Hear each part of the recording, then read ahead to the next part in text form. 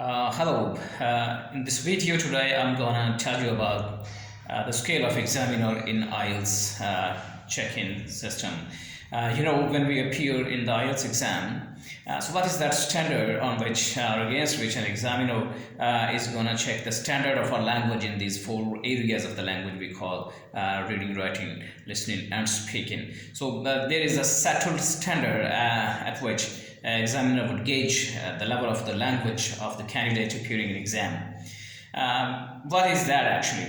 And what are the key areas on that scale that we must know before entering into any exam so that we could prepare ourselves accordingly, and we should remove each and every doubt that we are not lacking behind in any area that examiner is going to check in that. So first of all, there comes on the scale of the examiner, number one, there is grammatical structure. It simply means that your language should be technically improved. In simple words, that we call your tenses and your grammar and the structure of the grammar should be perfect when you enter for your exam.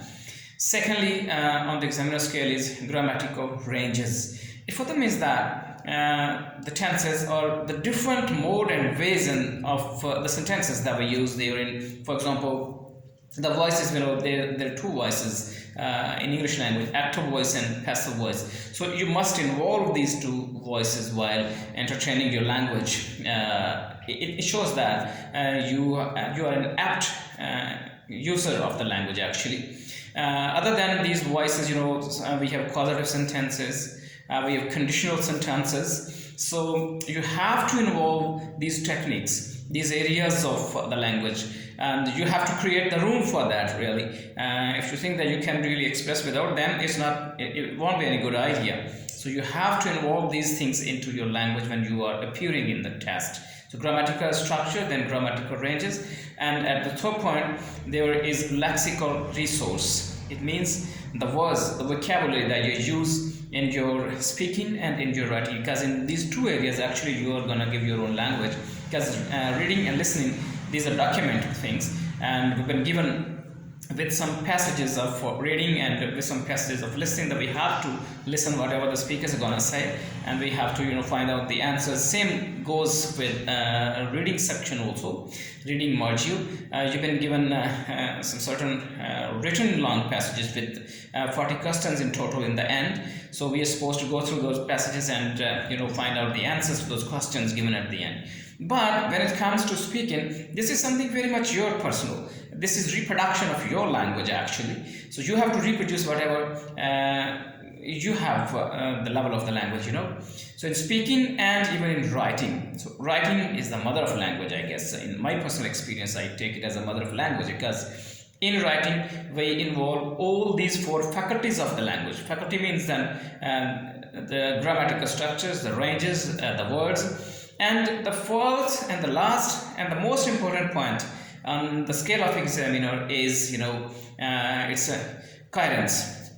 Now, sometimes it happens that your grammatical structure is really good and you can involve grammatical ranges as well. And the words you're using, they are really good, but still you're unable to reach to your desired band score of IELTS, especially when it comes to score 7 or beyond 7 band, Then the problem is with the coherence. What is the coherence in simple meanings? I would explain it.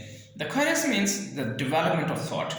It means the structure of the mode and the way of your conceiving the things and then expressing it, because the conceptions are shown through your expression actually. So coherence, I have seen different candidates in my experience though, that once even in Dubai, the government issued a proclamation that all the English teachers should submit their IELTS with 7 band in their respective institutes. And some English teachers came to me for IELTS, and they are themselves English teachers, but still they couldn't reach to 7 band in writing, and they were as good as that. They were scoring 8 band in speaking and even 8 band in listening, but in writing they couldn't go beyond 6.5. So when they consulted me actually when I went through their score and the level of the language. So the problem was there in the coherence. Coherence means there should be a structural development in your thought. From where you started, how did you start it, and how you end it up, and how you connect your ideas with one another, just a chain-like thing, And there should be different ideas in in your long passage when you're going to write an essay, or when you're going to write a report. That is really again a technical tool of writing in writing modules of academic Ielts. And because in general Ielts you have to write the letter and an essay, and in the academic it is replaced with report and then essay. Essay remains the same, but the report is different than the letter writing, and it's really technical. So the coherence means the development of your structure, the development of your thought, how you complete it, how you start it, and how you go through, how you entertain it, and how you tackle your things and your topical sentences, and then your examples, and then your elaboration about the points that you're going to discuss with the examiner in your writing or in your speaking. So basically there are 4 things on the scale of the examiner. First of all, it is grammatical structure. Secondly, grammatical ranges. And thirdly, the lexical resource, means the words, the vocabulary that's used therein. And fourthly and lastly, and more importantly as well, this is the coherence. So you must be careful about all these things, because I would repeat, sometimes your language is good from 3 areas, the structural areas of the language, technically the grammar structures, and the grammar ranges, and the words also. But you are lacking behind in the development or in the presentation of your language in front of the examiner. So he's gonna check these 4 things in your language, and particularly in your speaking and in your writing. So you must be careful about, you must keep this standard in front of you while preparing for your Ielts.